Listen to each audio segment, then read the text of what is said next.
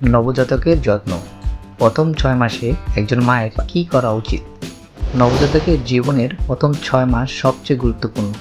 এই সময়কালে যদি সঠিক যত্ন না নেওয়া হয় তাহলে ভবিষ্যতে শিশুর বিভিন্ন শারীরিক সমস্যা দেখা দিতে পারে। চলুন জেনে নেওয়া যাক শিশুর সুস্থতা নিশ্চিত করার জন্য এই সময়ে মায়ের কী করা উচিত।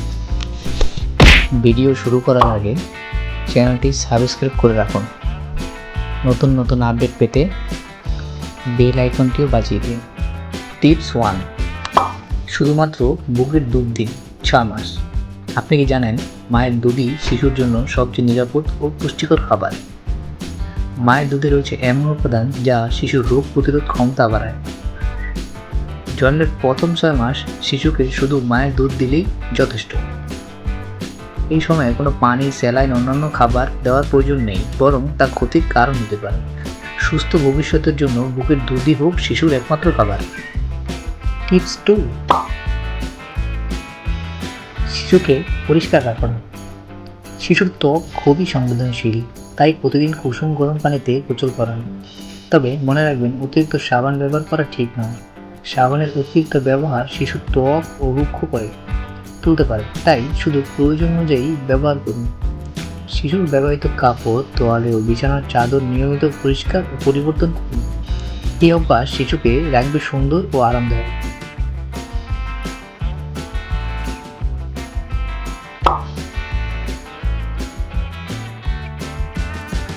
গায়ে মালিশ করুন। শিশুর হাড় ও মাংসপেশি গঠনে তেল মালিশের ভূমিকা অনেক। প্রতিদিন সকালে 10 মিনিট করে অলিভ অয়েল বা নারিকেল তেল দিয়ে হালকা হাতে মালিশ করুন। এতে শিশুর রক্ত সঞ্চালন ভালো হবে, ঘুম হবে আরামদায়ক, আর হাড় থাকবে শক্ত ও মজবুত। তেল মালিশ শিশুর ত্বককে মিশ্রণ ও স্বাস্থ্যোজ্জ্বল রাখতে সাহায্য করে।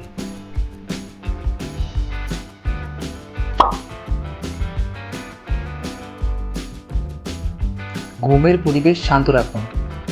শিশুর সুস্থ ঘুমের জন্য তার ঘরটি যেন সবসময় পরিষ্কার ও শান্ত থাকে, সেটা নিশ্চিত করুন। ঘুমের আগে ঘরের আলো কমিয়ে দিন, যেন শিশু বুঝতে পারে ঘুমানোর সময় হয়েছে। শান্ত পরিবেশ শিশুর মানসিক বিকাশেও ইতিবাচক প্রভাব ফেলে। সঠিক পরিবেশে মানুষ শিশুকে করে সতেজ আর বাড়ায় তার রোগ প্রতিরোধ ক্ষমতা।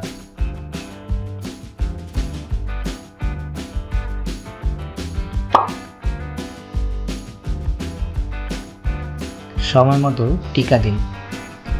শিশুর সুস্থ ও নিরাপদ ভবিষ্যতের জন্য সরকারি টিকাদান কর্মসূচি অনুযায়ী টিকা দেওয়া অত্যন্ত জরুরি।